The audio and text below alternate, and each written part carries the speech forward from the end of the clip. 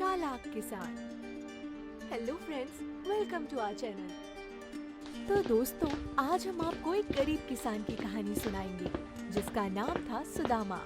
सुदामा अपनी पत्नी मीनू और बेटे राजू के साथ एक छोटे से गांव में रहता था। सुदामा बड़ी मुश्किल से अपना रोज का गुजारा करता था। उसकी पत्नी मीनू रोज उससे शिकायत करती थी और उसकी तुलना उसके दोस्त के साथ करती थी, जो कि उसके पड़ोस में ही अपने परिवार के साथ खुशहाल जिंदगी जी रहा था। एक दिन सुदामा थक हार कर खेत से काम करके घर आता है और चुपचाप बैठकर पानी पीता रहता है। तभी अचानक मीनू गुस्से में बोलते हुए आती है। आ गए आप? क्या हुआ? तुम इतनी गुस्से में क्यों हो? गुस्सा न करूं तो क्या करूं? अरे पर हुआ क्या है? होना क्या है, मुझे मेरे मायके जाना है। मेरे चचेरे भाई की शादी जो है, लेकिन मैं उसे क्या तोहफा दूं? आप तो मुझे कुछ पैसे भी नहीं देते। आप अपने दोस्त राम को ही देख लीजिए, वो कितनी मेहनत करते हैं और अपने परिवार की हर जरूरत को भी पूरा कर लेते हैं, लेकिन आपसे तो कुछ भी नहीं हो पाता है। हाँ। तुम हमेशा मेरी तुलना राम से क्यों करती हो? तो क्या करूं? मैं भी रोज मेहनत करता हूँ, पर अगर फसल अच्छी नहीं होती तो उसमें मेरी क्या गलती है? दोनों में बहुत बहस होती है, इसलिए सुदामा गुस्से में चिढ़ते हुए घर से बाहर निकल जाता है और टहल रहा होता है। वह बस एक ही बात सोच रहा था कि किस तरह वह ज्यादा पैसे कमा सके और अपने परिवार की हर जरूरत को पूरा कर सके। उसके बाद उसकी पत्नी खुश रही और उसकी तुलना उसके दोस्त राम के साथ ना करे। थोड़ी देर सोचने के बाद उसके दिमाग में एक चालाकी सूझी।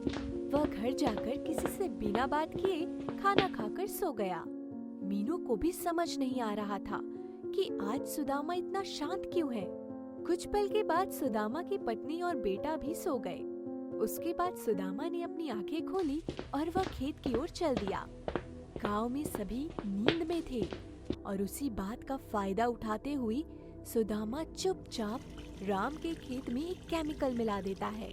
अगली सुबह जब राम खेत में काम करने जाता है तो उसके होश उड़ जाते हैं, क्योंकि आधी से ज्यादा फसल खराब हो चुकी थी। उसे कुछ भी समझ नहीं आता है और वह परेशान हो जाता है। वह दोस्त होने के नाते सुदामा के पास जाता है। सुदामा, क्या तुम घर पर हो? हाँ, अंदर आ जाओ राम। बोलो, कोई बात है क्या? हाँ दोस्त, मैं पता नहीं कैसे मेरे खेत की आधे से ज्यादा फसल खराब हो चुकी है, इसीलिए मैं तुमसे मदद मांगने आया हूँ। अरे रे, ये तो बहुत बुरा हुआ। बताओ, कैसी मदद चाहिए तुम्हें? क्या तुम अपने खेत से कुछ अनाज मुझे दे सकते हो? हाँ, क्यों नहीं। धन्यवाद मेरे दोस्त। हाँ, पर तुम्हें उसके दुगने दाम देने होंगे। सुदामा ने चालाकी से पिछले रात ही राम के अनाज अपने खेत में डाल दिए थे और वह उसी अनाज को राम को दुगने कीमत पर बेचने जा रहा था। वह अपनी चालाकी पर मन ही मन बहुत खुश हो रहा था। राम के पास सुदामा की बात मानने के अलावा और कोई रास्ता नहीं था, इसलिए उसने सुदामा को ज्यादा पैसे देकर अनाज खरीद लिए।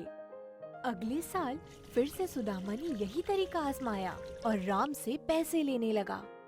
दूसरी ओर राम परेशान होने लगा कि अचानक उसके साथ ये सब क्या हो रहा था। वहाँ सुदामा अपने परिवार के साथ सुखी जीवन जी रहा था, लेकिन एक बार वह राम के खेत में जब अनाज चुराने के लिए उठा तो उसका बेटा राजू भी सोचने लगा कि पापा हर बार इतनी रात उठकर क्या करते हैं। वह सुदामा का पीछा करने लगा और उसने देखा कि किस तरह वह राम को धोखा दे रहा था। अगले दिन वह सरपंच जी के पास गया और सब कुछ बताया।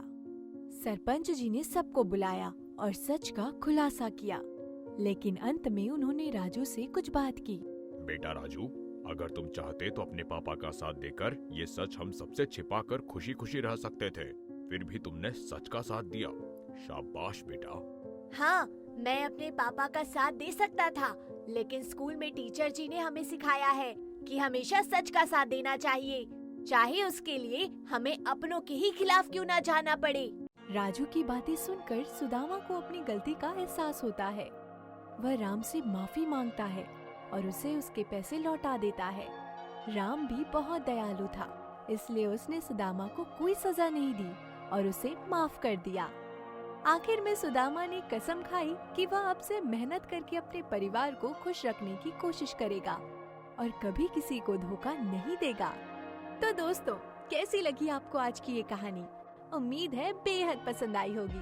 और आगे आने वाली कहानियों को सबसे पहले सुनने के लिए बेल आइकन को ऑन करना ना भूलें। हमारे इस वीडियो को लाइक करें और अपने दोस्तों के साथ शेयर करें और अपना वैल्यूएबल सजेशन कमेंट करना ना भूलें। धन्यवाद।